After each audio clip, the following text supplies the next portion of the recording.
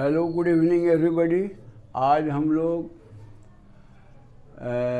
Nuclei में nuclear energy के बारे में पढ़ेंगे। जो इम्पोर्टेंट है कि इसमें ये दो प्रोसेस है जिससे हम लोगों को एनर्जी मिलता है, nuclear energy, fission and fusion, वो भी पढ़ेंगे।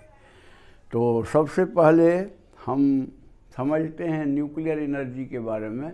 तो हम लोग इससे पहले पढ़े थे कि ये binding energy per nucleon versus mass number का एक ग्राफ खींची थी। उस ग्राफ में हम लोगों ने देखा था कि मास नंबर 30 से लेस एंड 170 से एबव जो मास नंबर का न्यूक्लियाई है उसका ईवीएन जो है वो 8 मेगा इलेक्ट्रॉन वोल्ट से कम होता था, और इस बीच वाले जो मिडिल मास नंबर का न्यूक्लियाई था उसका ईवीएन बहुत ज़्यादा होता था।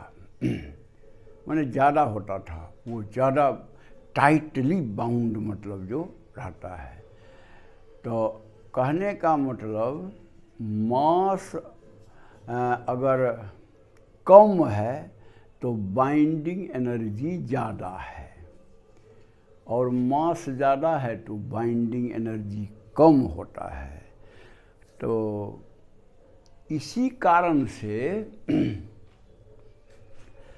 हम लोग जो है क्या होगा, इस जो बाइंडिंग एनर्जी और मास का जो इस टाइप का रिलेशन है उसके कारण हमको ये पता चलता है कि हम लोग ये एनर्जी दो तरह से ऑब्टेन कर सकते हैं, न्यूक्लियर एनर्जी।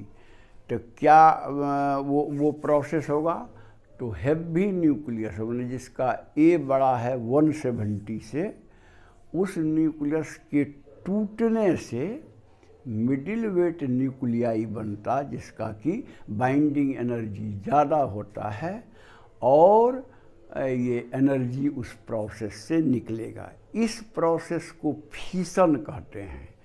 यानी बड़ा न्यूक्लियाई जब दो या दो से अधिक फ्रैगमेंट्स में टूट जाता है तो एनर्जी भी निकलती है, और इस प्रोसेस को कहते हैं फिशन।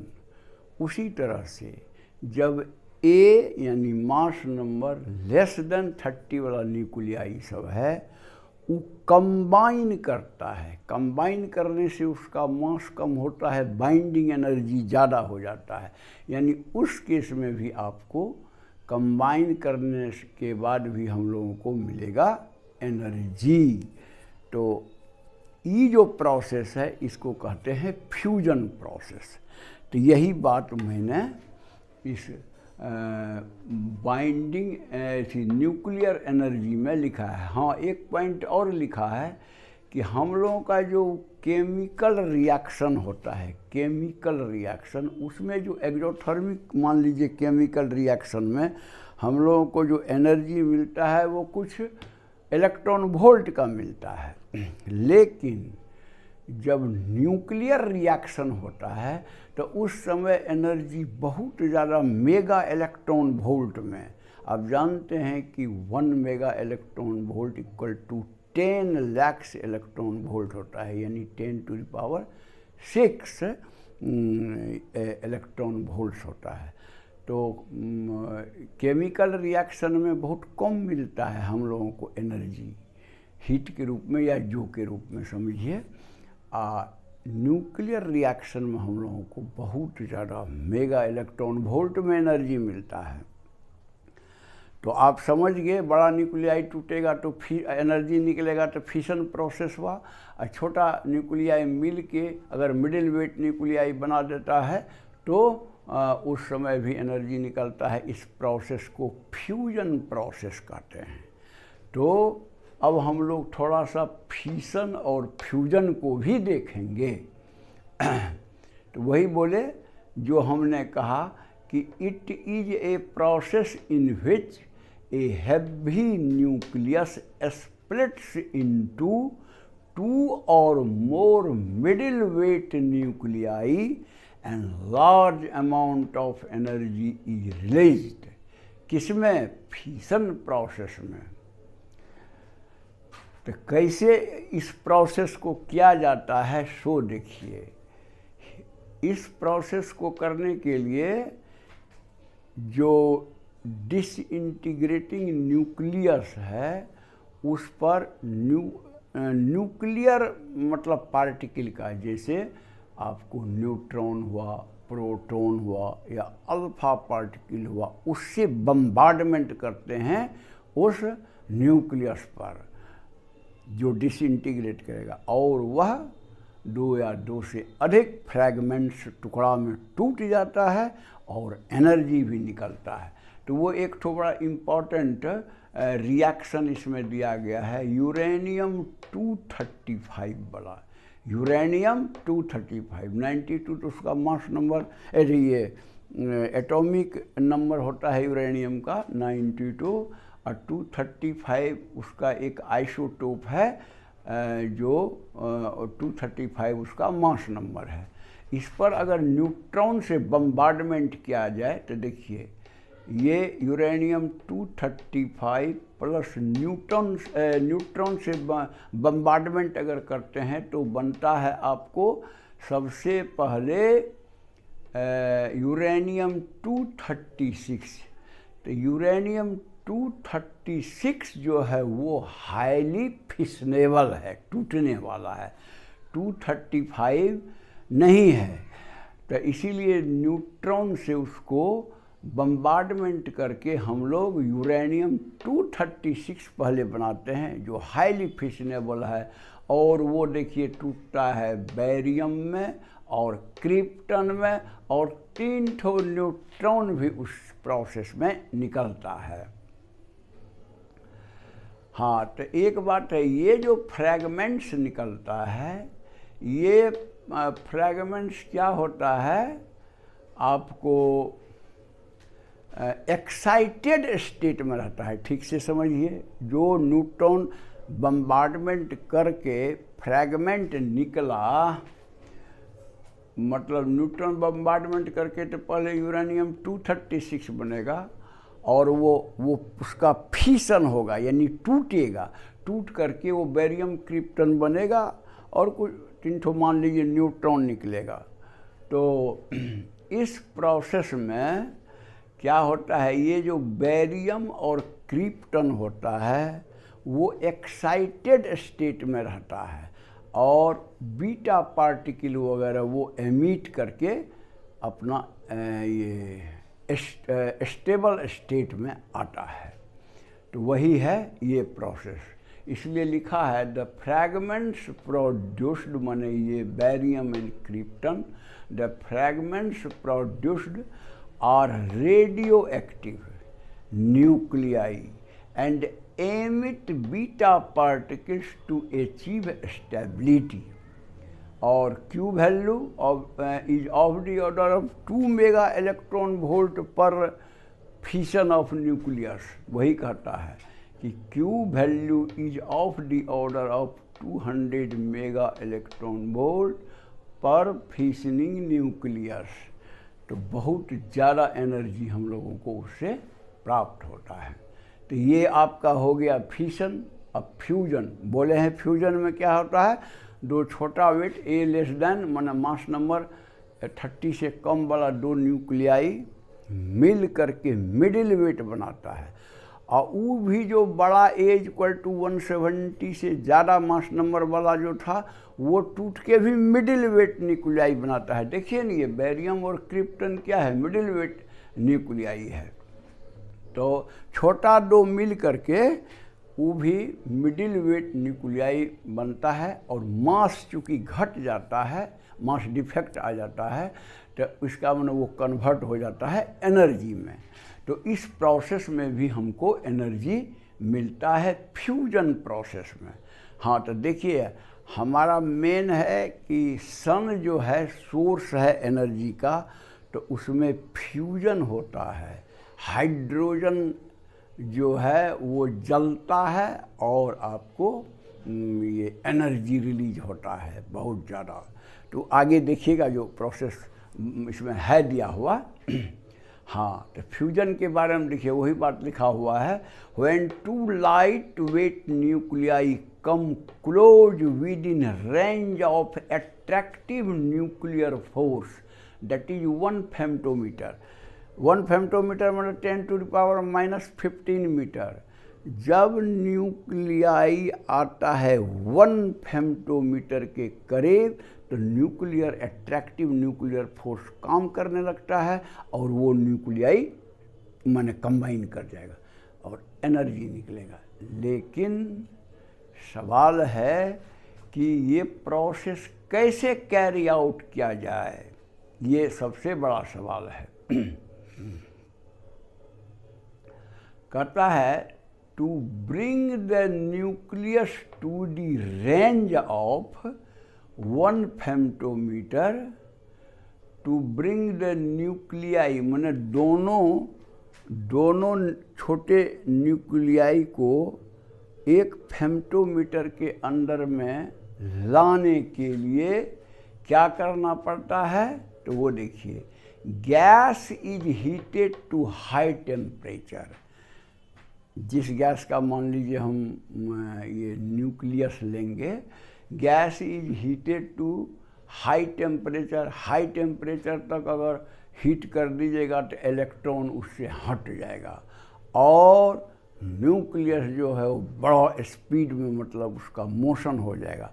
और जब दो न्यूक्लियस वही 1 फेम्टोमीटर के करीब आ जाता है, उससे कम ही समझिए, तो वो फट से ज्वाइन कर लेगा, कंबाइन कर जाएगा और एनर्जी निकलेगा और मिडिल वेट न्यूक्लियाई बन जाएगा। वही चीज़ इसमें लिखा हुआ है कि to bring the nuclei to the range of 1 femtometre, gas is heated to high temperature so that electrons are detached and the nuclei moving with large speed come close and combine।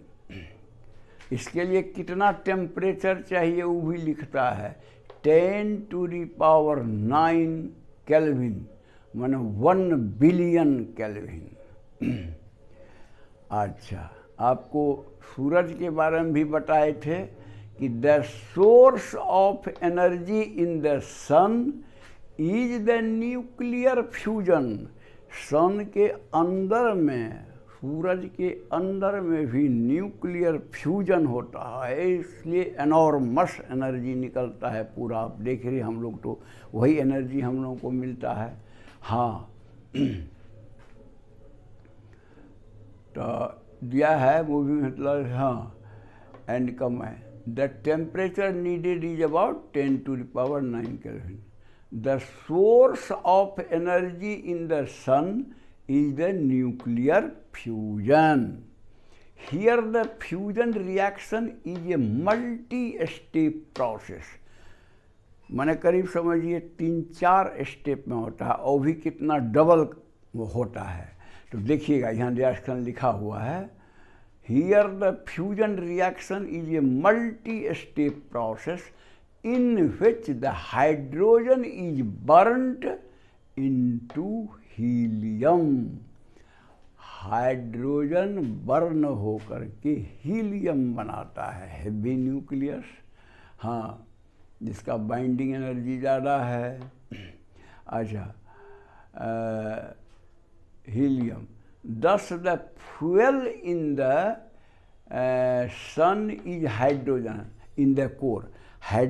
Hydrogen के ये सन के core में hydrogen रहता है, वही fuel का काम करता है, वही जलता है और हीलियम बनाता है। The proton cycle of this reaction is shown below. अब देखिए कैसे क्या रिएक्शन होता है सन के अंदर में, कोर में, ताकि उतना एनर्जी निकलता है। यहाँ देखिए लिखा हुआ है, ये प्रोटॉन मिल के है। देखिए ये ड्यूटेरियम बना दिया, उसके बाद पॉजिट्रॉन, न्यूट्रिनो, और इतना एनर्जी निकलता है। मान लीजिए ये एक स्टेप हुआ, इक्वेशन नंबर 1। अब पॉजिट्रॉन प्लस इलेक्ट्रॉन ये मिलके तो गामा रे बनाता है, उसमें भी आपको एनर्जी इतना निकलेगा 1.02 मेगा इलेक्ट्रॉन वोल्ट। और अब ड्यूट्रॉन अब प्लस फिर ये जो है आपको प्रोटॉन, वो मिल करके हीलियम का ये आइसोटोप He23 बनाता है, गामा रे निकलता है और इतना एनर्जी निकलता है। ये तीसरा रिएक्शन। और अब जो है हीलियम का ये आइसोटोप 2 ठो मिल करके आपको हीलियम पूरा न्यूक्लियस He24 यानी अल्फा पार्टिकल जिसको कहते हैं वो बनता है।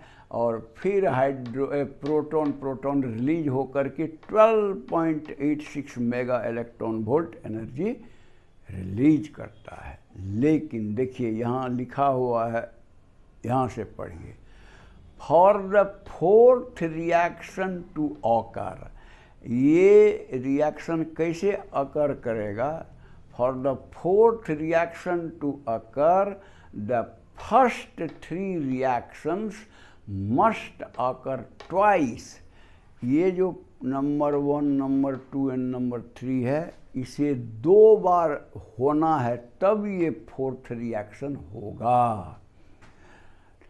अब सबको आप कंबाइन कर दीजिए, यानी इसका 2 रिएक्शन, इसका 2 रिएक्शन, इसका 2 रिएक्शन और इसका 1 रिएक्शन, सबको आप कंबाइन कर दीजिए। वही चीज़ यहाँ लिखा हुआ है, 2 1 प्लस 2 2 प्लस 2 3, यानी 2 बार, अब plus 1 4। The net effect is, जब सबको आप जोड़िएगा तो नेट इफेक्ट मतलब फाइनल आएगा आपको 4 1 1, यानी मान लीजिए प्रोटॉन या हाइड्रोजन जो समझिए, प्लस 2 इलेक्ट्रॉन, ये दोनों मिल के helium plus 2 neutrino plus 6 gamma particle या रे कहिए, plus 26.7 mega electron volt total, मतलब जो इसमें एनर्जी निकलेगा। कहता है 4 हाइड्रोजन एटम्स, देखिए 4 ये hydrogen atoms combine to form an He atom, एक He एटम, ये देखिए He atom with release of 26.7 mega electron volt energy. तो ये आपको सन के अंदर में होता है। अब है कि सन का अभी क्या एज है, मैंने जब से सन एग्जिस्टेंस में आया तब से अभी तक 5 बिलियन 5 × 10⁹ ईयर्स, मतलब 5 बिलियन सन को हो चुका है। और उसके अंदर में जो हाइड्रोजन का स्टॉक है, जो कन्वर्ट होके हीलियम होके आपको फिर ऐसा ही प्रोसेस मैंने एनर्जी देते रहेगा, वह कहता है इतना सफिशिएंट स्टॉक है कि अनदर 5 बिलियन ईयर्स तक कोई चिंता करने की ज़रूरत नहीं है, और हम लोगों को सूर्य इसी तरह का मालूम पड़ेगा। लेकिन अगर पूरा हाइड्रोजन एग्जॉस्ट हो जाएगा और ये न्यूक्लियर रिएक्शन फ्यूजन नहीं होगा, तो उसके बाद सूरज ठंडा होना शुरू हो जाएगा, और ठंडा होते होते वो अपना ग्रेविटी के कारण उस जो है वो आपको सिकुड़ जाएगा, और वो चेंज हो जाएगा। कैसे देखिए, कैसे मतलब जो चेंज होगा the age of the sun is इतना years and enough hydrogen is available to continue to another 5 billion years. और उसके बाद ठंडा होगा, ठंडा होकर के ग्रेविटी के कारण वो और सिकुड़ेगा और इस प्रोसेस में फिर वो गर्म होगा, गर्म होके बड़का लाल माने जो उसका एक्सपेंड करके माने रेड जाइंट उसको बोलते हैं। बुक में उसको बोला है कि रेड जाइंट बन जाएगा। तो यही है आपका फ्यूजन प्रोसेस जो सन में होता है। और यही तीनों टॉपिक जो है आपको फिशन, फ्यूजन, न्यूक्लियर एनर्जी का दे दिया गया है। अच्छा है, इसको थोड़ा 1-2 बार बढ़िया से पढ़ या वीडियो देख भी लीजिएगा। और अगर पसंद है तो लाइक कर दीजिएगा। यदि सब्सक्राइब नहीं किए हुए हैं सब्सक्राइब कर दीजिए। उसमें कोई पैसा तो नहीं खर्चा होता है, लेकिन हमें मोटिवेशन मिलता है। और दूसरे को मदद करना है तो व्हाट्सएप वगैरह से वीडियो भेज दीजिए, उनका भी अपना नोट कर लेगा और बढ़िया से वीडियो सुन के अपना प्रिपरेशन कर लेगा। That's all, thank you.